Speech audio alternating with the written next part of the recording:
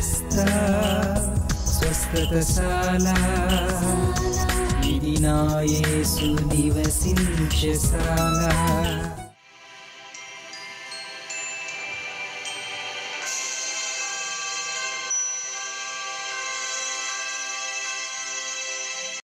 దేవుని నామానికి స్తోత్రాలు కలుగును గాక. ప్రభునందు ప్రియులారా, యేసుక్రీస్తు వారి నామమున మీ అందరికి కూడా శుభవందనాలు చెల్లిస్తూ ఉన్నాం. బెతెస్దా ఉదయకాల ప్రార్థన ఊటలకు మిమ్మల్ందరికీ కూడా ప్రేమతో ఆహ్వానిస్తున్నాం. మరి ఈ దినమందు దేవుడు మనకు తెలియజేసిన విషయాన్ని మనం జ్ఞాపకం చేసుకుందాం. ఆదికాండము 40వ అధ్యాయం 13-14. ఇంకా 3 దినముల్లోగా ఫరో నీ తలను పైకెత్తి నీ ఉద్యోగమును నీకు మరలా ఇప్పించును, నీవు అతనికి పానాదాయకుడవై ఎన్న నాటి మర్యాద చొప్పున ఫరో గిన్నె అతని చేతికి అప్పగించెదవు. దేవుడి మాటలు దీవించి ఆశీర్వదించునుగాక. ప్రభునందు ప్రియులారా, మనుషులమైన మనము అనేక సందర్భాలలో ఫలితాన్ని ఆశిస్తూ కొందరికి మేలు మనం చేస్తూ ఉంటాం.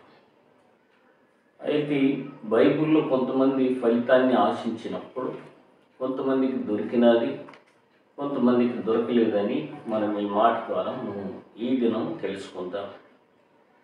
లోకంలోన భూమిలో విత్తనం విత్తే ప్రతి వాళ్ళు కూడా అది పండుతుందనే ఆశ చేత మరి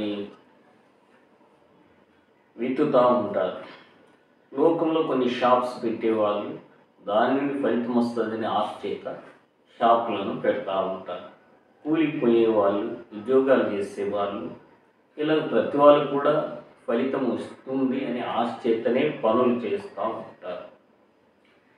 ఇలా మన దీన దశలో ఉన్నప్పుడు అనేకులు మనకు సహాయం చేస్తూ ఉంటారు. ఉదాహరణకు కొంతమంది మనకు డబ్బులు లేనప్పుడు డబ్బులను, మనుషుల సహాయం కావాల్సి వచ్చినప్పుడు మనుషుల సహాయం, వస్తువులు సహాయం వచ్చినప్పుడు వస్తువుల సహాయము, మన దీన స్థితిలో సహాయం చేస్తూ ఉంటారు. వాళ్ళ నమ్మకం ఏంటంటే నేను ఇప్పుడు మేలు చేస్తే రేపు నాడు నాకు మేలు చేస్తుంది నమ్మకం చేతనే ప్రతి వాళ్ళు కూడా మన ఎడల ఇలాంటి మనస్తత్వంతో చేస్తూ ఉంటారు.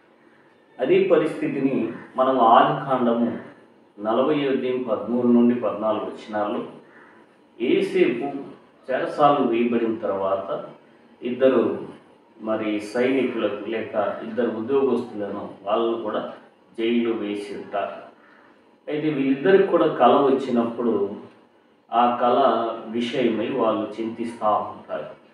యోసేపు వచ్చి మీరెందుకు ఇలా విచారంలో ఉన్నారని చెప్పి వాళ్ళు అడిగినప్పుడు మాకు ఇలా కళ వచ్చింది, మరి దీనికి ఏ భావము అర్థం ఏందో మాకు తెలియదు అని చెప్పి బాధపడుతూ ఉంటారు. అయితే యోసేపు వాళ్ళిద్దరి కళలు కూడా చెప్తారు. చెప్పి రెండవ వారి విషయం చెప్పేటప్పుడు నీ ఉద్యోగం నీకు తిరిగి మరలా వచ్చినప్పుడు నన్ను జ్ఞాపకం చేసుకుని ఈ పరిస్థితి నుండి విడిపించమని చెప్పి అడుగుతాడు. అయితే చేస్తానని చెప్పి అతడు మేలు పొందుకొని అక్కడి నుండి తన ఉద్యోగం వచ్చిన తర్వాత మేలు చేసిన వ్యక్తిని అతడు మర్చిపోతాడు. ఈ దినాల్లో కూడా చాలామంది మన నుండి మేలు పొందిన తర్వాత మర్చిపోయేవాళ్ళు, మనల్ని విడిచిపోయేవాళ్ళు, మరి దారుణంగా ఏంటంటే మేలు చేసిన వాళ్ళకి కీడు చేసే వాళ్ళు ఈ సమాజంలో చాలామంది ఉంటా ఉన్నారు. అయితే అలా కాదు, కానీ మనకి ఎవరైతే మేలు చేస్తారో వాళ్ళకు మేలు చేయడము అనేది దేవుని యొక్క చిత్తం, దేవుని యొక్క ఇష్టమై ఉన్నది. బైబిల్ గ్రంథంలో సమూయేలు మొదటి గ్రంథము 20వ అధ్యాయం 14-15 వచనాల వరకు మనం చదువుకున్నట్లయితే అక్కడ ఈ మాట రాయబడిన యోనతాను దావీదుకు మేలు చేసేటప్పుడు అతనితో ఒక నిబంధన లేక ఒక ఒప్పందాన్ని చేస్తాడు. నేను ఈరోజు నీకు మా తండ్రి వలన ఏ ఆపద వస్తుందో దాన్ని కనుక్కొని నీకు అన్ని విషయాల్లో నేను మేలు చేస్తాను. అయితే నీవు క్షేమ స్థితికి వచ్చినప్పుడు నీవు రాజు అయినప్పుడు నా సంతతికి నీవు మేలు చేయాలని చెప్పి అతడు అంటాడు. అలా చెప్పి యోనాతాను దావీదుకు మేలు చేస్తాడు.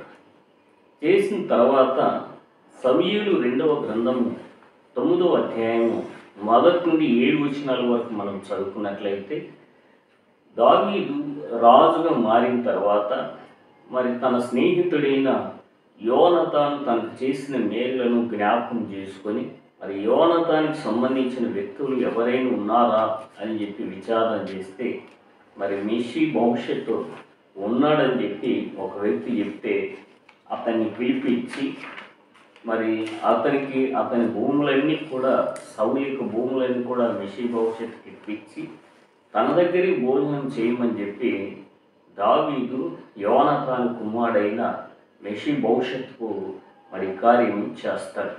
అంటే ఒక వ్యక్తి నుండి ఉపకారం పొందిన తర్వాత, ఒక వ్యక్తి నుండి మేలు పొందిన తర్వాత, ఒకరి నుండి మనం సహాయం పొందిన తర్వాత వాళ్ళకి తిరిగి సహాయం చేయడము, ఉపకారం చేయడము, మేలు చేయడము దైవ చిత్తము గనుక ప్రతి వాళ్ళు కూడా ఈ దినమందు ఎవరి నుండైనా మనం మేలు పొందినట్లయితే అది ఎప్పుడు కూడా మర్చిపోకూడదని, ఖచ్చితంగా వాళ్ళు మనకి ఏం ఉపకారం చేశారో, ఏ మేలు చేశారో మరలా మనం తిరిగి వాటిని జ్ఞాపకం చేసుకొని దావీదు వలె వాళ్ళకి తిరిగి మనం ఉపకారం చేయవలసిన వారమై ఉన్నాం.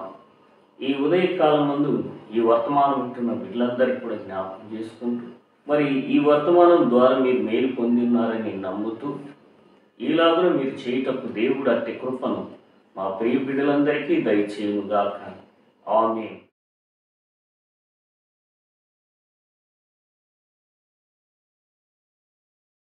ప్రార్థన చేసుకుందాం. మమ్మల్ని మిక్కిలిగా ప్రేమిస్తున్న జీవగల మా తండ్రి, ఈ వర్తమానంలో విన్న ప్రతి బిడ్డను మీరు దర్శించి, నిజంగా మేము కూడా ప్రతిదినం అనేకుల చేత ఉపకారాలు, మేలులు పొందుతూ ఉంటాం. మరి తిరిగి ఉపకారం కొన్ని సందర్భాలలో చేయలేకపోతా ఉన్నాం. అయితే ఉపకారం పొందిన తర్వాత ఉపకారం చేయాలనేది మీ చిత్తం కనుక మా పితరులు దావీదు భక్తుడు మరి యోనాతాను తనకు చేసిన మేలును జ్ఞాపకం చేసుకొని తిరిగి మేలు చేసినట్లు మేము చూడగలిగాం.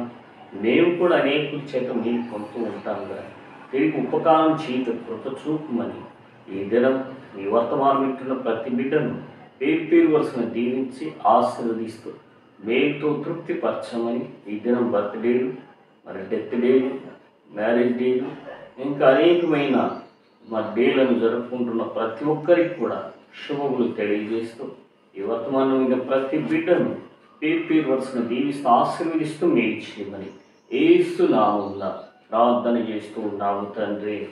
ఆమేన్.